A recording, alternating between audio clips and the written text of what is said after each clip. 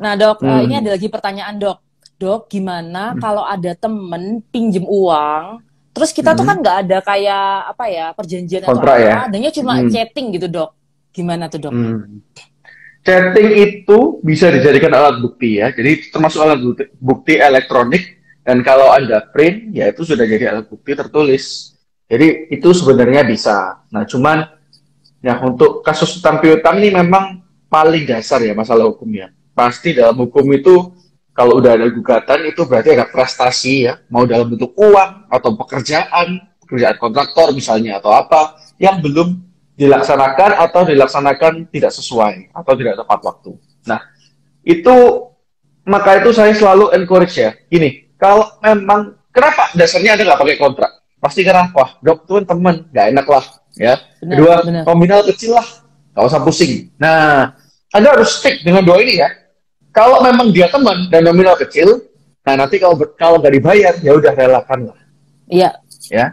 Kalau Anda mau ngasih tapi nggak rela, mending nggak usah dikasih atau paling mentok dikasih tapi pakai perjanjian. Ya, kalau Anda merasa, wah repot lah perjanjian, nggak usah lah, duit kecil lah. Kalau duit kecil kalau hilang nggak dikembaliin ya lu jangan emosi gitu kan. Nggak benar-benar. usah pakai jalur hukum. Kan tadi maunya kan memang uang kecil, mau dibuang-buang. Nah, itu.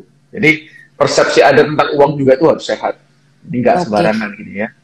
Nah, ini Dok, ada yang nambahin kayaknya, Dok. Kalau hutangnya cuma lewat Hmm. omongan aja, apa bisa dibawa ke hukum?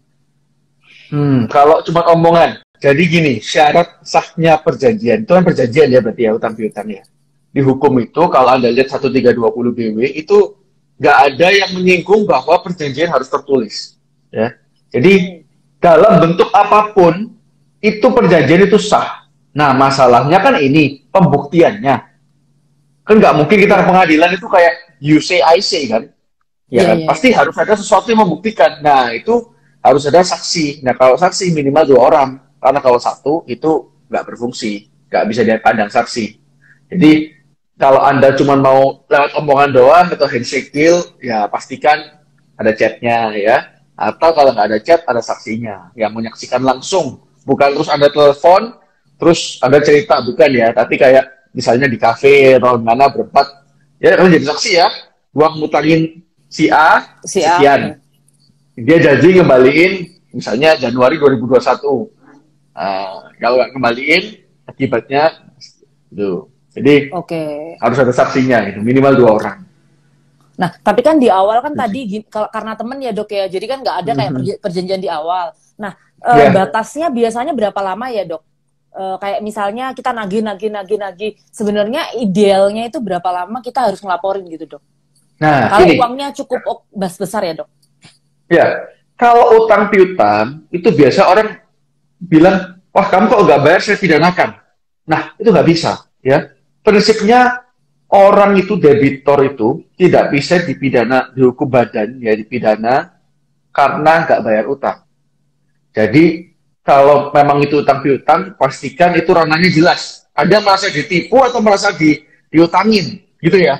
Karena penipuan Oke, dan utang piutang tuh beda, beda. ranahnya beda, pembuktiannya juga beda.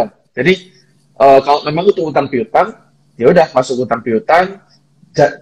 Gimana cara nagihnya? Itu harus pakai, kalau mau nanti tujuannya ke pengadilan ya. Ini saya Ya, ngomong tujuan pengadilan. Kalau nggak pengadilan sih terserah lo mau datengin rumah mau apa. Tapi kalau secara resmi kita harus somasi. Somasi itu 3 kali. Apa yang ngatur? Nggak ada hukum yang ngatur. Cuman itu kebiasaan aja. Kalau kebiasaan kan dipakai sebagai hukum. Jadi somasi 3 kali. Per harinya ini jangkanya 7 hari.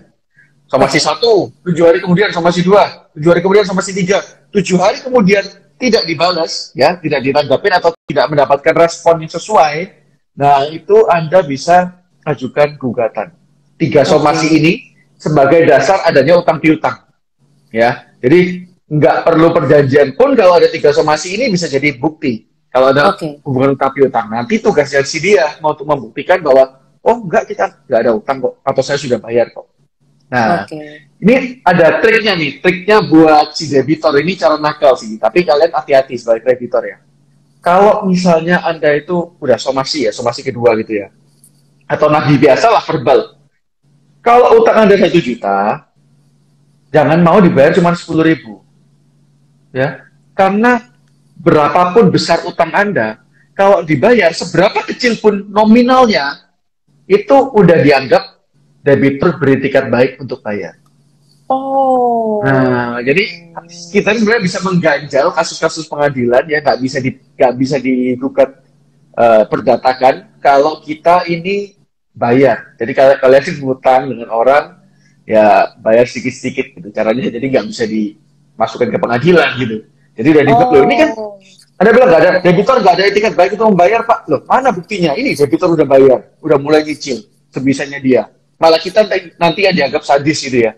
Wah ini debitur lagi kesusahan, udah beretikat bayar dari kantongnya ya, tapi kok malah kamu gitu kan. Nah tapi itu juga hakim akan melihat ya, situasinya beda-beda. Hukum itu makanya sui generis, istilahnya itu case by case.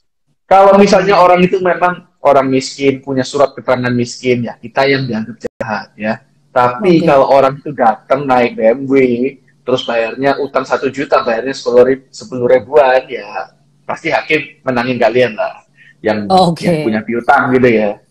Jadi tergantung situasinya juga ya di lapangan gimana. Iya, iya. Gak bisa dijamin lah 100%. Cuman step-stepnya itu aja sih yang bisa kita lakukan.